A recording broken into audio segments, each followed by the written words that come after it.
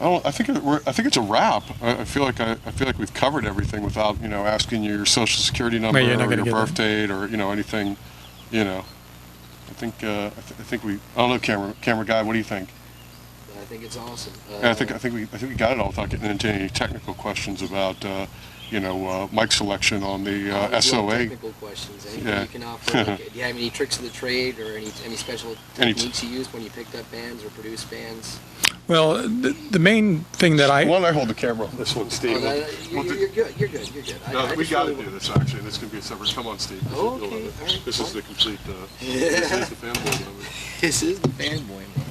It's all been the fanboy moment. Yeah. So in terms of like when you went into the studio, was there any miking formulation or setup that you used exclusively? Don Zintara would do that. My job was basically to get the group to perform to the full extent of their ability in terms of trying to get a sound that was not sounding like a live tape, but sounding like a record, something you would hear on a radio station, whether it was AM radio or FM radio, but something that was good enough to be played as a record. And that was the sole purpose of me being there, and my function as a producer was because of my top 40 background, my background in working in records and working with artists, just to make it sound like something that would be someone would want to play 20 or 30 years down the line. And obviously the popularity of the Discord stuff, I'm not taking too much credit for that, but they did it themselves in terms of the songwriting and the performance. But if you listen to a lot of their material, as opposed to some of the primitive stuff that came out of New York and LA at the same time, their stuff stands up a lot better. And that's why you went to Don Zintara's, because he'd been dealing with these guys. Yeah, Don Zintara, we did the stuff at his studio because they, as I mentioned before previously, and I don't know how you posted, so I'll just say that the punks knew that Slicky Boys material that I did had been recorded at Don's. They knew the Nurses singles that I had produced were recorded at Don's, and that's all they had a point of reference on. So when it came time to recording a demo, they said, well, can we do it over at Don's? And I said, sure, I'll set it up with them. And they ended up really liking working with them, and I think up until the Fugazi period of time, they were still working with them. So you would you like have your hand in the production? Well, I was up there, with the mixer with Don. We just like with Phil Spector and his engineer. His engineer would be running the faders and the board and the controls, and I'd be saying, I want this, up a little louder, put a little more reverb on this guitar track. Make the drums a little less spacey, and that's my idea. There's basically two meanings of the word producer in terms of record. One is the guy who fronts the money for a session and really has nothing to do with it, and two is a guy who's actively taking part in shaping and determining how the thing's going to sound, not in a performance standpoint, but in terms of when you listen to it, how it's going to sound. And that was my function, how I looked at it. If you had one record to pull out of all the ones that you'd physically produced that has what people might call the Skip Groff sound, if you will, which one would that be? I know it's kind of a generic question, but I think that the first Minor Threat EP stands up the best. SOA EP has a lot of good moments, but some of it's a little hard and dynamic in content.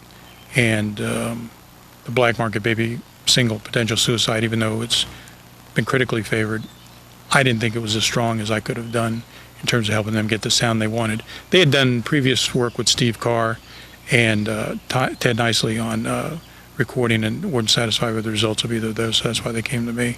I'll tell you one thing that you ask about what I'm proudest of. Again, I have to mention that, Bobby and I have had major problems dealing with each other for many, many years. We had major problems dealing with each other in the studio. He's a real pain in the butt to work with. But he was a brilliant songwriter, and the guys were great musicians, and we were able to make some music with those original demos, which if you listen to them today, they're so far superior to a lot of things that were coming out of that period of time and even now. And a lot of people looked to them as a landmark in a functioning metal band from that period of time. And that's what I was going to ask. How many demos actually ever get to rise to the occasion of being published and put out on a record label? Well, as I said, when we went in to record it, it was done as a demo session because at that point in time, independent labels really didn't exist. There was no function for them. There was no market for them. And we were doing it strictly to try and get a major label interested in the band. But we recorded it in a way that it could be released if somebody wanted to release it. So that's why those tapes still stand up today as functional as they are. So even though you may have been knowing, full force that you're going to be doing a demo, you always kept a production aesthetic. Oh, right, yeah. And knowing the guys from the music they were interested in, Blue Cheer, Deep Purple, Black Sabbath, even Kiss wasn't really around. And Kiss came out at the same period of time that they did. So when we did the first demo, Kiss was really not a function in the marketplace yet. But they were mostly into the British bands and some of the American bands. And Jethro Tull was, the early stuff was something they were influenced by as well. So I tried to use a lot of the sounds that those groups had in terms of working with the lyrics and the songs that Bobby came up with too. We did a lot of double tracking, which they didn't do later on with Pentagram, on his voice to make it stronger, because his voice was always a little thin and raspy at that point in time. Double tracking, just out of curiosity, manual double tracking, or had him go? Well, when we did the tracks at Bias, it was done on 8-track. Okay. When we did the single of Under My Thumb, it's track that was 16 tracks. That was way too many tracks to deal with for a song like Under My Thumb. There you go. But the B-side of that single was a rehearsal tape that they had done, a version of When the Screams Come, which was one of the songs that I had done at Bias with them. A much better version, but for whatever reason, Bobby didn't want to release that. And so that was put out on the subsequent albums that have come out recently, but not on that single at that point in time. The only thing that we'd actually released with a mind, recorded with a mind to release it at that point in time was when we didn't get a reaction from the companies to the original tape.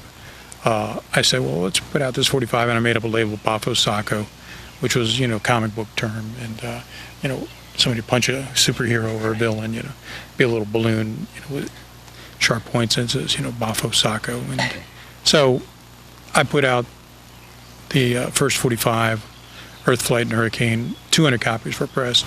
I gave 100 of them to a distributor up in Baltimore, Joseph M. Zamoski Company, to give around the stores to get some exposure for the band. And they all ended up in the basement of an R&B store in Baltimore.